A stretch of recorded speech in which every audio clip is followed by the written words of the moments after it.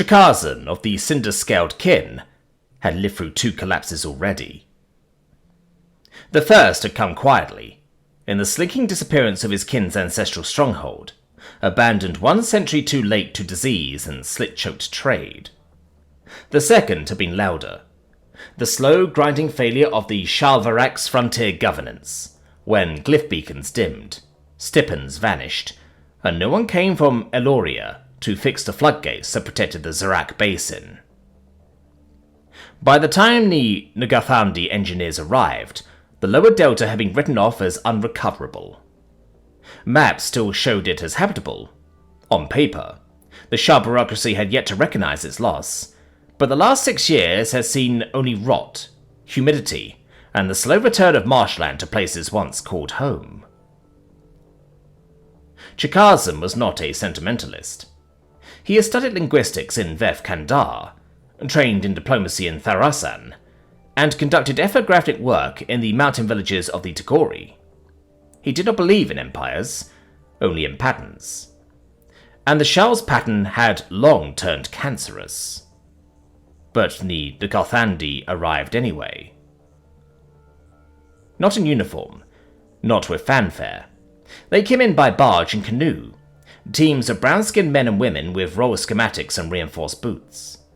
They set up cordoned camps at the floodplain's edge and started dredging. Within a week, they had established a clean water source. In a month, they began reclaiming a road junction lost in the last war.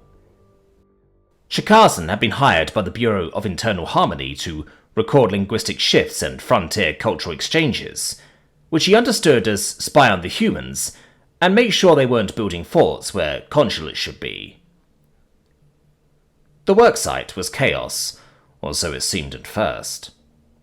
There were no glyph paths, no ambient ley line to power the etheric flows. So the Nagathandi had built a runic capacitor array, each unit hauled in on modified ox skiffs and reinforced against monsoon corrosion.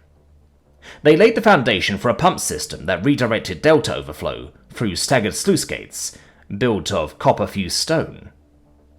The blueprint was visible on the worksite's wall, a dizzying lattice of channels, valves, and towers, an impossible thing to Chikazan's eye.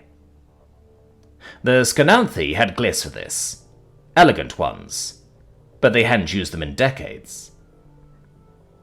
"They talk like improvisers," Chikazan noted to his field journal one night. "But they build like they expect things to be permanent." At week 3, one of the Tagori welders got a feedback burn from a ruptured capacitor.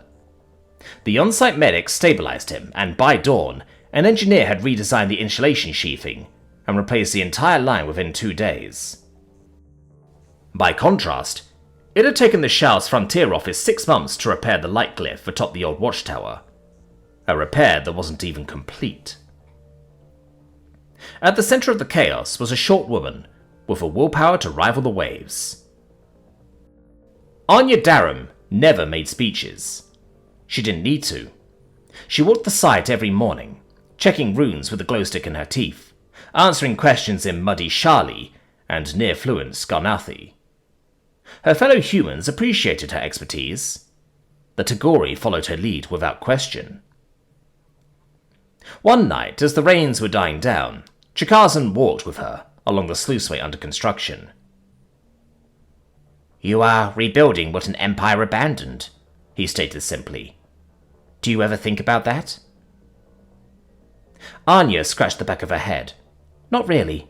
I wonder whether we can finish before the dry season ends, and if the concrete mix will hold. But sure, if you want to get poetic." "You speak like a realist," Chikazan replied, "but you move like someone with a cause." Anya grinned. "We have a saying in the engineering corps. Build like you'll never leave like you were never there. Reminds us to never half-ass things." Chikazan looked out at the half-reclaimed basin. Beyond the ridge, old Shal ruins lay half-submerged, forgotten towers once carved with glyphs too precise to fail. They had failed anyway. And here, a people once mocked by his Thal superiors as clever apes with lightning toys were rebuilding them, not perfectly, not elegantly, but durably, with tools no more magical than sweat, voltage, and will. He could not help but feel uneasy, but also wonder. They finished the central control station 1 month ahead of schedule. The signal light, a runic mirror that reflected and pulsed information to the next station east, was already integrated into the Nikathandi long-range courier system. The Tagori nomads set up a trade depot. The Skarnathi kins, once skeptical, began discussing rice futures.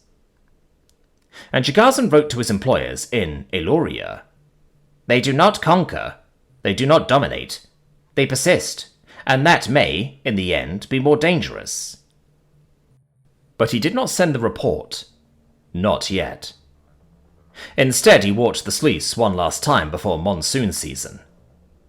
He reached the edge of the delta and turned back toward the ridgeline, where the humans had dragged stone and copper into something new.